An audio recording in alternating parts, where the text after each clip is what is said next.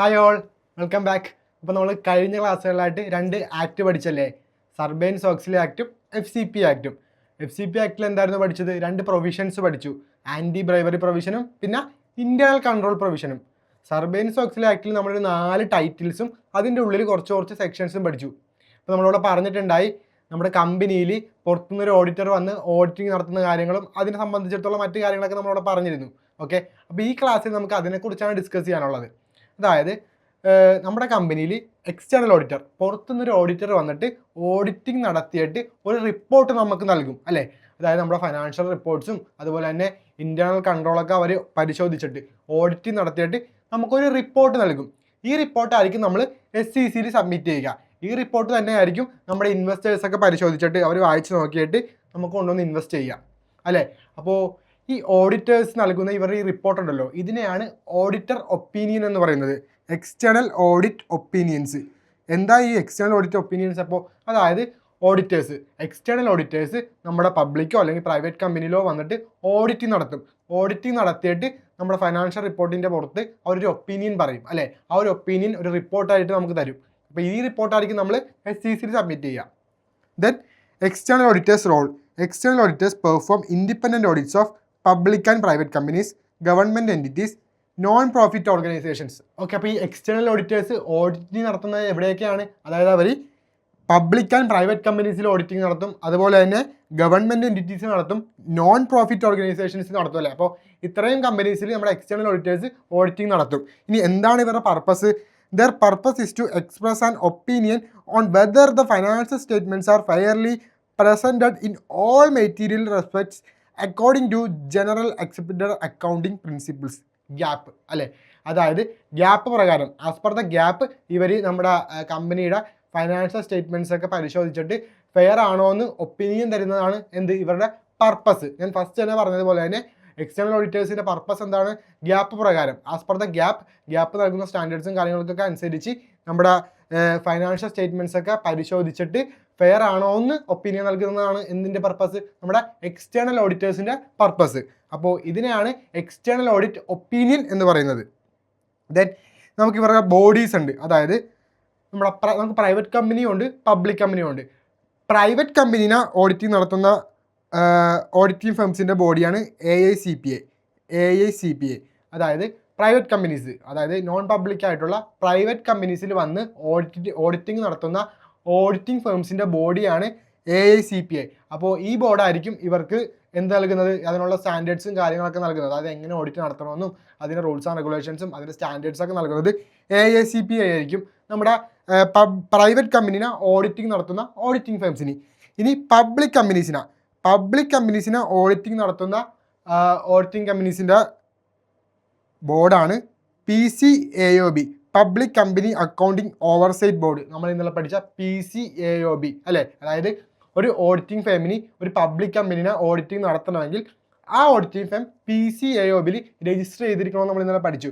അപ്പോൾ public കമ്പനീനെ auditing നടത്തുന്ന auditing ഫേംസിൻ്റെ rules and റെഗുലേഷൻസും standards ഒക്കെ കൊടുക്കുന്നത് ആരാണ്? PCAOB ആണ്. അപ്പോൾ പ്രൈവറ്റ് ഓഡിറ്റിംഗ് ഫേംസിൻ്റെ ബോർഡാണ് എന്ത്? AICPA. പബ്ലിക്കിൻ്റെതാണ് PCAOB അല്ലേ. Then auditors objective. എന്താണ് ഇവരുടെ ഒബ്ജക്റ്റീവ് എന്ന് നോക്കാം. And opinion on the financial statements as a whole. അതായത് നമ്മുടെ ഫിനാൻഷ്യൽ സ്റ്റേറ്റ്മെൻറ്റ്സിന് മൊത്തത്തിലൊരു ഒപ്പീനിയൻ നൽകുക. Or a statements that no opinion can be expressed with reasons. അതല്ലെങ്കിൽ ഒരു ഒപ്പീനിയനും ഇല്ല എന്ന് അവർക്ക് എക്സ്പ്രസ് ചെയ്യാം അല്ലേ, അത് റീസൺസോടെ. അതായത് ഒന്നെങ്കിൽ നമ്മുടെ ഫിനാൻഷ്യൽ സ്റ്റേറ്റ്മെൻറ്റ്സിൻ്റെ മൊത്തത്തിൽ അവർക്ക് ഒരു ഒപ്പീനിയൻ നൽകും, അതല്ലെങ്കിൽ ഒരു ഒപ്പീനിയനും ഇല്ല എന്നുള്ള രീതിയിൽ എക്സ്പ്രസ് ചെയ്യാം വിത്ത് റീസൺസ്. അത് നമുക്ക് നമ്മൾ അതാ പഠിക്കാൻ വേണ്ടി പോകുന്നത്. അപ്പോൾ next, present fairly in all material aspects. ആ ഒരു ടേം എന്താണെന്ന് നോക്കാൻ വേണ്ടി പോകുന്നത്. Present fairly in all material aspects നോക്കാം. Financial statements are not guaranteed 100% accurate. അതായത് നമ്മുടെ ഫൈനാൻഷ്യൽ സ്റ്റേറ്റ്മെൻറ്റ്സ് 100% ആക്യുറേറ്റ് ആണെന്ന് ഗ്യാരണ്ടി ഇല്ല. പക്ഷേ any errors of omission are not significant enough to mislead users or affect their decisions. അതായത് നമ്മുടെ financial statements 100% accurate ആണെന്ന് guarantee ഇല്ല, എന്നാൽ തന്നെ ഒരുപാട്, അതായത് ഭയങ്കരമായിട്ടുള്ള മെറ്റീരിയൽ ആയിട്ടുള്ള മിസ്റ്റേറ്റ്മെൻറ്റോ കാര്യങ്ങളോ ഒന്നുമില്ല.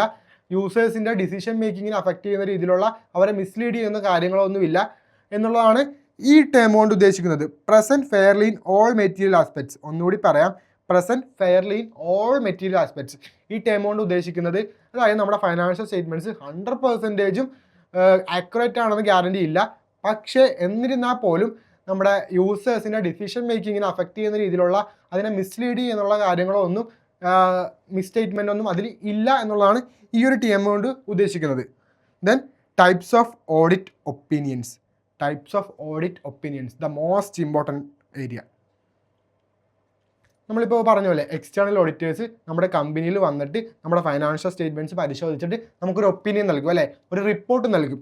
അപ്പോൾ ഏതൊക്കെ രീതിയിലായിരിക്കും അവർ ഒപ്പീനിയൻ നൽകുക? നമുക്ക് 4 രീതിയിൽ അവർ നമുക്ക് ഒപ്പീനിയൻ നൽകും. First one, unqualified opinion. Unqualified opinion അത് പബ്ലിക് കമ്പനി ആണെങ്കിലാണ് അൺക്വാളിഫൈഡ് ഒപ്പീനിയൻ എന്ന് പറയുന്നത്. നമ്മുടെ ഒരു പ്രൈവറ്റ് കമ്പനി ആണെങ്കിൽ അതിനെ അൺമോഡിഫൈഡ് എന്നാണ് പറയുന്നത്. അൺമോഡിഫൈഡ്. അപ്പോൾ നമ്മളിവിടെ അൺക്വാളിഫൈഡ് എന്നാണ് പറയുന്നത്. എന്താണ്? Clean report. Financial statements are present fairly in all material aspects per gap, അല്ലേ, ആസ് പെർ ഗ്യാപ്പ്. അതായത് ക്ലീൻ റിപ്പോർട്ടാണ്, ഒരു കുഴപ്പമില്ല, കാര്യങ്ങളെല്ലാം പെർഫെക്റ്റ് ആണ്, ക്ലിയർ ആണെന്നുള്ള റിപ്പോർട്ടാണ് അൺക്വാളിഫൈഡ് ഒപ്പീനിയനിൽ പറയുന്നത്. Okay, example wordings. The financial statements presents fairly. അതായത് ഫിനാൻഷ്യൽ സ്റ്റേറ്റ്മെൻറ്റ്സ് ഫെയർലി ആണ് പ്രസൻറ്റ് ചെയ്തിരിക്കുന്നത്, ഒരു കുഴപ്പമില്ല, നല്ല ക്ലീൻ റിപ്പോർട്ടാണ്. അപ്പോൾ ഈ ഒപ്പീനിയനെ പറയുന്ന പേരാണ് അൺക്വാളിഫൈഡ് ഒപ്പീനിയൻ. Unqualified opinion. ഇനി qualified opinion. Minor exception. One area has an issue but the overall statements are still reliable except for matter discussed. അതായത് ചില ഏരിയാസിൽ കുഞ്ഞു കുഞ്ഞു പ്രശ്നങ്ങളുണ്ട്, പക്ഷേ ഓവറോൾ നോക്കുമ്പോൾ ഇത് പെർവസീവ് അല്ല, മൊത്തത്തിൽ ഈ പ്രശ്നങ്ങളില്ല, ഓവറോൾ റിലയബിൾ ആണ്. എന്നാൽ അവിടെ ഇവിടെ കുഞ്ഞു മൈന്യൂട്ടായിട്ടുള്ള പ്രശ്നങ്ങളുണ്ട്, മൈനറായിട്ടുള്ള പ്രശ്നങ്ങളുണ്ട്. അതിനാണ് ക്വാളിഫൈഡ് ഒപ്പീനിയൻ എന്ന് പറയുന്നത്. അപ്പോൾ ഈ പേര് ചിലപ്പോൾ നിങ്ങൾക്ക് അങ്ങോട്ടും ഇങ്ങോട്ടും മാറിപ്പോകും. ക്വാളിഫൈഡ്, ഓക്കെ, ഒരു പോസിറ്റീവ് വേർഡ്. അപ്പോൾ ക്വാളിഫൈഡ് എന്ന് കേൾക്കുമ്പോൾ നിങ്ങൾ വിചാരിക്കും ഓക്കെ ക്ലീൻ റിപ്പോർട്ട്, അതായത് ഫെയർ ആയിട്ടുള്ള റിപ്പോർട്ട്. പക്ഷെ അല്ല, ക്ലീൻ റിപ്പോർട്ട്, ഫെയർ ആയിട്ടുള്ള റിപ്പോർട്ട്, അതായത് 100% പെർഫെക്റ്റ് ആയിട്ടുള്ള റിപ്പോർട്ടിനെയാണ് നമ്മൾ അൺക്വാളിഫൈഡ് ഒപ്പീനിയൻ എന്ന് പറയുന്നത്. അൺക്വാളിഫൈഡ് ഒപ്പീനിയൻ എന്ന് പറയുന്നത്. പക്ഷേ ചില ഏരിയാസിൽ, ഒരു കുഞ്ഞു ഏരിയാസിൽ ചില ഇഷ്യൂസ് ഉണ്ട്, എന്നാൽ അത് പെർവസീവ് അല്ല, അത് മൊത്തത്തിലുള്ളതല്ല. മൊത്തത്തിൽ നോക്കുമ്പോഴേക്കും റിലയബിൾ ആണ്, വലിയ പ്രശ്നങ്ങളൊന്നുമില്ല. ചില ഏരിയാസിലേ ഉള്ളൂ. അതിനെ പറയുന്നതാണ് ക്വാളിഫൈഡ് ഒപ്പീനിയൻ. ഓക്കെ, അതിനെ പറയുന്ന പേരാണ് ക്വാളിഫൈഡ് ഒപ്പീനിയൻ, മറ്റേത് അൺക്വാളിഫൈഡ് ഒപ്പീനിയൻ. ദെൻ അടുത്തത് അഡ്വേഴ്സ്. മേജർ മിസ്റ്റേറ്റ്മെൻറ്റ്, മൊത്തം തെറ്റാ, അതായത് ഭയങ്കരമായിട്ടും തെറ്റുണ്ട്. Financial statements are do not present fairly due to significant issues. The financial statements do not present fairly. അതായത് ഫിനാൻഷ്യൽ സ്റ്റേറ്റ്മെൻറ്റ്സിൽ മൊത്തത്തിൽ പ്രശ്നമുണ്ട്, അതായത് അവർ ഫെയർലി അല്ല അത് പ്രസൻറ്റ് ചെയ്തിരിക്കുന്നത്. അപ്പോൾ അതൊരു എന്താ പറയുക, ആ ഒരു ഒപ്പീനിയനെ പറയുന്ന പേരാണ് അഡ്വേഴ്സ്. അഡ്വേഴ്സ് ഒപ്പീനിയൻ, അതായത് മൊത്തത്തിൽ തെറ്റാണ്, മേജർ മിസ്റ്റേറ്റ്മെൻ്റ് ഉണ്ട്. Then disclaimer. Lack of evidence. Okay, auditor cannot form an opinion due to insufficient information. We don't express an opinion, അല്ലേ. അതായത് അവർക്ക് ഓഡിറ്റിംഗ് നടത്തണമെങ്കിൽ ഒരുപാട് സർട്ടിഫിക്കേഷൻസ് ആവശ്യമാണ്, അല്ലേ, ഒരുപാട് സപ്പോർട്ടിംഗ് ഡോക്യുമെൻറ്റ്സ് ആവശ്യമാണ്. അപ്പോൾ ഇതിൻ്റെയൊക്കെ ബേസിസിലായിരിക്കും അവർ ഓരോ കാര്യങ്ങൾ പരിശോധിക്കുക. അപ്പോൾ ഇവർ ഓഡിറ്റിംഗ് ചെയ്യാൻ വേണ്ടി പോയപ്പോഴേക്കും അങ്ങനെയുള്ള സപ്പോർട്ടിംഗ് ഡോക്യുമെൻറ്റ്സ് ഒന്നും അവർക്ക് അവിടെ നിന്ന് കിട്ടിയില്ല. Lakh of evidence. അപ്പോൾ അതുകൊണ്ട് അവർക്ക് കൃത്യമായിട്ടൊരു ഒപ്പീനിയൻ പറയാൻ വേണ്ടി പറ്റില്ല. അപ്പോൾ അതിനെയാണ് ഡിസ്ക്ലെയിമർ എന്ന് പറയുന്നത്. ഡിസ്ക്ലെയിമർ, അതായത് കൃത്യമായിട്ടുള്ള ഡോക്യുമെൻറ്റ്സിൻ്റെ അടിസ്ഥാനത്തിലായിരിക്കും നമുക്കത് പരിശോധിച്ചിട്ടായിരിക്കും ഒരു ഒപ്പീനിയൻ പറയാൻ പറ്റുക. പക്ഷേ അവർ ഓഡിറ്റ് ചെയ്യാൻ വേണ്ടി കമ്പനിയിൽ പോയപ്പോഴേക്കും കമ്പനിയുടെ ഭാഗത്തുനിന്ന് അങ്ങനെയുള്ള സപ്പോർട്ടിംഗ് ഡോക്യുമെൻറ്റ്സ് ഒന്നും കിട്ടിയിട്ടില്ല. അപ്പോൾ അതുകൊണ്ട് അവർക്കൊരു കൃത്യമായിട്ടുള്ളൊരു ഒപ്പീനിയൻ പറയാൻ വേണ്ടി പറ്റിയില്ല. അപ്പോൾ അങ്ങനെയുള്ളൊരു അവസ്ഥയിൽ പറയുന്നതാണ് ഡിസ്ക്ലെയിമർ. അപ്പോൾ ഇങ്ങനെ ഒരു കൃത്യമായിട്ടൊരു ഒപ്പീനിയൻ പറയാൻ പറ്റാത്തൊരു അവസ്ഥയാണെങ്കിൽ വേറൊരു ഓഡിറ്റർ വന്നിട്ട് എന്താ ചെയ്യുക, ഓഡിറ്റ് ചെയ്യും. അപ്പോൾ ആൾക്കും കിട്ടിയിട്ടില്ലെങ്കിൽ വേറൊരു ഓഡിറ്റർ വരും. അപ്പോൾ ഇതാണ് നമ്മുടെ 4 opinions. Unqualified, unqualified, qualified, adverse, disclaimer. എന്തായിരുന്നു അൺക്വാളിഫൈഡ്?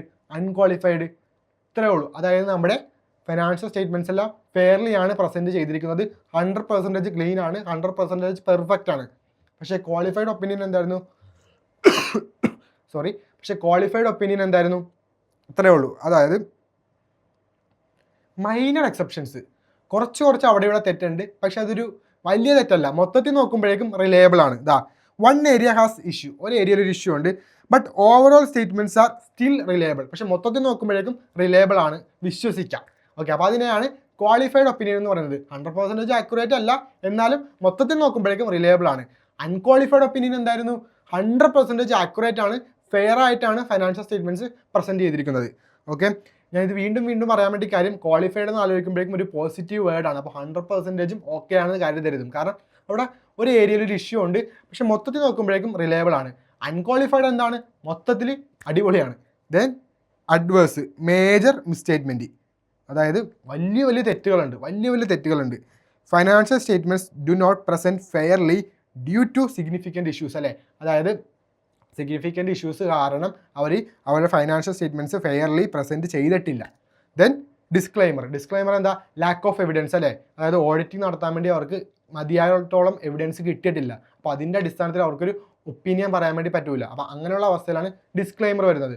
അപ്പോൾ 4 ഒപ്പീനിയൻസ്: അൺക്വാളിഫൈഡ്, അതുപോലെ തന്നെ qualified, then adverse, disclaimer. Okay, ഇനി നമുക്ക് ഗോയിങ് കൺസേൺ ഒപ്പീനിയൻ ഇത്രയേ ഉള്ളൂ. അതായത് നമ്മുടെ ഓഡിറ്റേഴ്സ് നമ്മുടെ കമ്പനിയിലെ ഫിനാൻഷ്യൽ റിപ്പോർട്ടൊക്കെ പരിശോധിക്കുമ്പോഴേക്കും അവർക്ക് ഒരു കാര്യം മനസ്സിലാവും. ഓക്കെ, ഈ കമ്പനി ഒരുപാട് നാൾ മുന്നോട്ട് പോകാൻ ചാൻസ് ഇല്ല, ഇവരുടെ ഓപ്പറേഷൻസും അതുപോലെ തന്നെ ബാക്കിയുള്ള കാര്യങ്ങളൊക്കെ അവതാളത്തിലാണ്, ഈ കമ്പനി പെട്ടെന്ന് അടച്ചു പൂട്ടാം, അല്ലെങ്കിൽ ഓക്കെ ഈ കമ്പനി ഇനിയും ഒരുപാട് നാൾ പോകും എന്നുള്ള ഗോയിങ് കൺസേൺ റിപ്പോർട്ടും കൂടി നമ്മുടെ ഗോയിങ് കൺസേൺ ഒപ്പീനിയൻ കൂടി നമ്മുടെ ഓഡിറ്റേഴ്സ് കൊടുക്കും. ഇപ്പോൾ നമ്മുടെ ഇൻവെസ്റ്റേഴ്സൊക്കെ ഇൻവെസ്റ്റ് ചെയ്യാൻ വേണ്ടി വരുമ്പോഴേക്കും ഈ ഗോയിങ് കൺസേൺ റിപ്പോർട്ടൊക്കെ വായിച്ച് നോക്കിയിട്ട്, അല്ലെങ്കിൽ ഈ ഒപ്പീനിയനൊക്കെ വായിച്ച് നോക്കിയിട്ടായിരിക്കും വരിക. ഇപ്പോൾ നിങ്ങളൊരു ഇൻവെസ്റ്റർ ആണെങ്കിൽ ഒരു കമ്പനിയുടെ ഗോയിങ് കൺസേൺ ഒപ്പീനിയൻ കണ്ടു കഴിഞ്ഞാൽ നിങ്ങൾ വായിച്ച് നോക്കിയിട്ട് ഓക്കെ ഈ കമ്പനി ഒരുപാട് നാൾ പോകാൻ ചാൻസ് ഇല്ല, ഓക്കെ ഇത് പൂട്ടിപ്പോകാൻ ചാൻസ് ഉണ്ട്, അപ്പോൾ ഇവിടെ ഇൻവെസ്റ്റ് ചെയ്യുന്നത് മണ്ടത്തരമാണ്. ഗോയിങ് കൺസേൺ എന്താ? അതായത് മുന്നോട്ടുള്ള പോക്കാണല്ലേ ഗോയിങ് കൺസേൺ. അപ്പോൾ പൂട്ടിപ്പോകാൻ ചാൻസ് ഉണ്ട്, ഇൻവെസ്റ്റ് ചെയ്യേണ്ട. അല്ലെങ്കിൽ ഓക്കെ കമ്പനി ഒരുപാട് നാൾ മുന്നോട്ട് പോകും, റിസ്ക് ഇല്ല, ഇൻവെസ്റ്റ് ചെയ്യാം. അപ്പോൾ ഇതൊക്കെ ഗോയിങ് കൺസേൺ ഒപ്പീനിയൻ്റെ അടിസ്ഥാനത്തിലായിരിക്കും ഇൻവെസ്റ്റേഴ്സിന് മനസ്സിലാകുക. ദെൻ നമുക്ക് നോക്കാം. Auditor must evaluate whether substantial doubts exist about the company's ability to continue operating for 1 year beyond the financial statement date, അല്ലേ? അതായത് മുന്നോട്ട് പോകാനുള്ള കമ്പനിയുടെ എബിലിറ്റിയുടെ ഒപ്പീനിയനാണ് ആര് പറയുന്നത്? നമ്മുടെ ഓഡിറ്റേഴ്സ് ഗോയിങ് കൺസേൺ ഒപ്പീനിയനിൽ പറയുന്നത്. അതായത് ഇവാലുവേറ്റ് ചെയ്തിട്ട് പറയും. ഓക്കെ, വാർണിംഗ് സൈൻസ് ഇൻക്ലൂഡ്, അതായത് ഒരു കമ്പനി ഒരുപാട് നാൾ മുന്നോട്ട് പോകാൻ സാധ്യത ഇല്ല എന്നുള്ള വാർണിംഗ് സൈൻസ് എന്തൊക്കെയാണെന്ന് നോക്കാം. റിക്കറിങ് ഓപ്പറേറ്റിംഗ് ലോസസ്, അതായത് ഓപ്പറേറ്റിംഗ് ലോസസ് കണ്ടിന്യൂസ് ആയിട്ട് ഉണ്ടായിക്കൊണ്ടിരിക്കുന്നു. അതുപോലെ തന്നെ വർക്കിംഗ് ക്യാപിറ്റൽ ഡെഫിഷ്യൻസീസ്, അതായത് നമുക്ക് ഡേ ടു ഡേ ആവശ്യത്തിനുള്ള വർക്കിംഗ് ക്യാപിറ്റൽ ഇല്ല, ഡെഫിഷ്യൻസിയാണ്. ദെൻ ലോൺ ഡിഫോൾട്ട്സ്, ലോൺ അടച്ചിട്ട് തിരിച്ചടക്കാൻ വേണ്ടി പറ്റുന്നില്ല. Then lack of new financing prospects, അല്ലേ? Then work stoppage or legal issues, loss of key customers or suppliers, അതായത് നമ്മുടെ കീ സപ്ലയേഴ്സിൻ്റെ ലാക്ക്നെസ്, അല്ലേ? അതായത് loss of keys customers and സപ്ലയേഴ്സും കസ്റ്റമേഴ്സും ഇല്ലാത്ത അവസ്ഥ, അവർ നഷ്ടപ്പെടുന്ന അവസ്ഥ. Work stoppage or legal issues, work നിന്ന് പോകുന്നു, അതുപോലെ ലീഗൽ ഇഷ്യൂസ് ഉണ്ടാകുന്നു. അപ്പോൾ ഇതൊക്കെ വാർണിംഗ് സൈനാണ്. ഒരു കമ്പനി ഒരുപാട് നാൾ മുന്നോട്ട് പോകാൻ സാധ്യതയില്ല എന്നുള്ളൊരു വാർണിംഗ് സൈനാണ്. അപ്പോൾ ഇതിനെ പറയുന്ന പേരാണ് ഗോയിങ് കൺസേൺ ഒപ്പീനിയൻ. നമ്മൾ ആദ്യം ഫൈനാൻഷ്യൽ റിപ്പോർട്ടിംഗ് ഒപ്പീനിയൻ എന്ന് പറഞ്ഞതല്ലേ, അത് നമുക്ക് 4 ഒപ്പീനിയൻ ഉണ്ടായിരുന്നു. അൺക്വാളിഫൈഡ്, ക്വാളിഫൈഡ്, അൺക്വാളിഫൈഡ്, ക്വാളിഫൈഡ്, അതുപോലെ തന്നെ അഡ്വേഴ്സ്, പിന്നെ disclaimer. Then going concern opinion, അതായത് ഒരു കമ്പനിയിൽ വന്നിട്ട് പരിശോധിച്ചിട്ട് ഫൈനാൻഷ്യൽ സ്റ്റേറ്റ്മെൻറ്റ്സും ബാക്കിയുള്ള കാര്യങ്ങളൊക്കെ നോക്കുമ്പോഴേക്കും നമ്മുടെ ഓഡിറ്ററിന് മനസ്സിലാവും ഈ കമ്പനി ഒരുപാട് നാൾ മുന്നോട്ട് പോകാൻ സാധ്യതയില്ലെന്ന്. അപ്പോൾ അതിനുള്ള വാർണിംഗ് സൈൻസ് ആണ് ഇതൊക്കെ. ദെൻ വേറൊരു ഒപ്പീനിയനും കൂടിയുണ്ട്, internal control opinion. Section 404B, ഓർമ്മയുണ്ടോ? സെക്ഷൻ 404B ടൈറ്റിൽ 4 പഠിച്ചത് എന്തായിരുന്നു? അതായത് നമ്മുടെ മാനേജ്മെൻറ്റ് അസസ് ചെയ്യും, അല്ലേ? നമ്മുടെ ഫൈനാൻഷ്യൽ റിപ്പോർട്ടിൻ്റെ പുറത്തുള്ള ഇൻറ്റേർണൽ കൺട്രോൾ അസസ് ചെയ്യും 404Aയിൽ. എന്നിട്ട് 404Bയിൽ എന്ത് ചെയ്യും? ഈ അസസ് ചെയ്ത ഇൻറ്റേർണൽ കൺട്രോൾ ഉണ്ടോ എന്ന് നമ്മുടെ എക്സ്റ്റേണൽ ഓഡിറ്റർ പരിശോധിച്ചിട്ട് അവരത് റിവ്യൂ ചെയ്തിട്ട് അവരത് വായിച്ച് പഠിച്ചിട്ട് സൈൻ ചെയ്യും, അറ്റസ്റ്റ് ചെയ്യും, അല്ലേ? അപ്പോൾ അതിനെയാണ് നമ്മുടെ ഇൻറ്റേർണൽ കൺട്രോൾ ഒപ്പീനിയൻ എന്ന് പറയുന്നത്. നോക്കാം. Section 404B of the Sarbanes-Oxley Act require the company's independent auditor to attest to and report on the effectiveness of management's internal control over financial reporting, അല്ലേ? അതായത് നമ്മുടെ ഫിനാൻഷ്യൽ റിപ്പോർട്ടിങ്ങിൻ്റെ പുറത്തുള്ള ഇൻറ്റേർണൽ കൺട്രോൾ എത്രത്തോളം ഉണ്ടെന്ന് ഇവർ പരിശോധിച്ചിട്ട് ഇവർ അറ്റസ്റ്റ് ചെയ്യും, അല്ലെ? അവരിത് ഒപ്പിടും, ഇവർ സൈൻ ചെയ്യും. അതിനെയാണ് ഇൻറ്റേർണൽ കൺട്രോൾ ഒപ്പീനിയൻ എന്ന് പറയുന്നത്. സെക്ഷൻ 404C എന്തായിരുന്നു?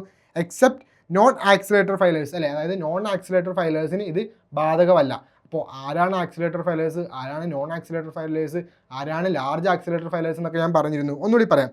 ലാർജ് ആക്സിലേറ്റർ ഫെയിലേഴ്സ് എന്ന് പറയാനായിട്ട് 75 മില്യണിൽ കൂടുതൽ ഇക്വിറ്റി ഉള്ളതും എന്നാൽ 700 മില്യണിൽ താഴെ ഇക്വിറ്റി ഉള്ളവരെയാണ് ആക്സിലറേറ്റർ ഫെയിലേഴ്സ് എന്ന് പറയുന്നത്. ഇവരെ എന്തായാലും അറ്റസ്റ്റ് ചെയ്യിക്കണം അല്ലേ, ഇന്റേണൽ കൺട്രോൾ പരിശോധിക്കണം. ഫൈനാൻഷ്യൽ റിപ്പോർട്ടിങ്ങിൻ്റെ പുറത്തുള്ള ഇന്റേണൽ കൺട്രോൾ പരിശോധിച്ചിട്ട് എക്സ്റ്റേണൽ ഓഡിറ്ററിനെ കൊണ്ട് റിവ്യൂ ചെയ്യിപ്പിച്ചിട്ട് അറ്റസ്റ്റ് ചെയ്യണം. ഓക്കെ, ദെൻ ഇനി ലാർജ് ആക്സിലേറ്റർ ഫെയിലേഴ്സ്. ഇപ്പോൾ ആക്സിലറേറ്റർ ഫെയിലേഴ്സിനാണ് കേട്ടോ പറഞ്ഞത്, ഇതിനെയാണ് പറഞ്ഞത്. ഇനി ലാർജ് ആക്സിലേറ്റർ ഫെയിലേഴ്സ്, അതായത് 700 മില്യണിൽ മുകളിൽ ഇക്വിറ്റി ഉള്ളവരാണ് large accelerator failures. Accelerator failures ആരായിരുന്നു? 75 മില്യണിൽ താഴെ എന്നാൽ 700 മില്യണിൽ 75 മില്യണിൽ മുകളിൽ എന്നാൽ 700 മില്യണിൽ താഴെ അല്ലേ, അതായത് ഇതിൻ്റെ ഇടയ്ക്കുള്ളവരാണ് എന്ത്, ആക്സിലറേറ്റർ ഫെയിലേഴ്സ്. എന്നാൽ ലാർജ് ആക്സിലറേറ്റർ ഫെയിലേഴ്സ് ആരായിരുന്നു? 700 മില്യണിൽ മുകളിൽ ഇക്വിറ്റി ഉള്ളവർ. Then non accelerator failures. Non accelerator failures ആരായിരുന്നു? 75 മില്യണിൽ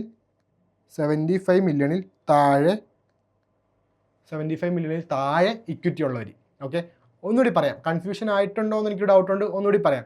ലാർജ് ആക്സിലറേറ്റർ ഫെയിലേഴ്സ് 700 മില്യണിൽ മുകളിൽ ഇക്വിറ്റി ഉള്ളവരാണ് ലാർജ് ആക്സിലറേറ്റർ ഫെയിലേഴ്സ്. ഇനി ആക്സിലറേറ്റർ ഫെയിലേഴ്സ്, അതായത് 75 മില്യണും 700 മില്യണും ഇടയ്ക്ക് ഇക്വിറ്റി ഉള്ളവർ. ഓക്കെ, ഇനി നോൺ ആക്സിലറേറ്റർ ഫെയിലേഴ്സ് 75 മില്യണിൽ താഴെ ഇക്വിറ്റി ഉള്ളവർ. അപ്പോൾ ഈ നോൺ ആക്സിലറേറ്റർ ഫെയിലേഴ്സ്, അതായത് 75 മില്യണിൽ താഴെ ഇക്വിറ്റി ഉള്ളവർക്ക് ഈ അറ്റസ്റ്റേഷൻ ബാധകമല്ല. എന്ത് അറ്റസ്റ്റേഷൻ? നമ്മുടെ ഫൈനാൻഷ്യൽ റിപ്പോർട്ടിൻ്റെ പുറത്തുള്ള ഇന്റേണൽ കൺട്രോൾ എക്സ്റ്റേണൽ ഓഡിറ്റർ പരിശോധിക്കും, അവരത് റിവ്യൂ ചെയ്യും, എന്നിട്ട് അവരത് ഒപ്പുവെക്കും അല്ലേ, അത് ഇന്റേണൽ കൺട്രോൾ ഒപ്പീനിയൻ ആണ്. അപ്പോൾ നമ്മൾ 3 ഒപ്പീനിയൻസ് പഠിച്ചു അല്ലേ, എന്തൊക്കെയായിരുന്നു? നമ്മുടെ ഫൈനാൻഷ്യൽ റിപ്പോർട്ടിങ്ങിൻ്റെ പുറത്തുള്ള ഒപ്പീനിയൻ, അതായത് അൺക്വാളിഫൈഡ്. അപ്പോൾ നമ്മുടെ ഗവൺമെൻറ്റിൻ്റെ പേരിലാണ് അൺക്വാളിഫൈഡ് എന്ന് പറയുന്നത്, അതായത് നമ്മുടെ പബ്ലിക് കമ്പനിക്കാണ് അൺക്വാളിഫൈഡ്.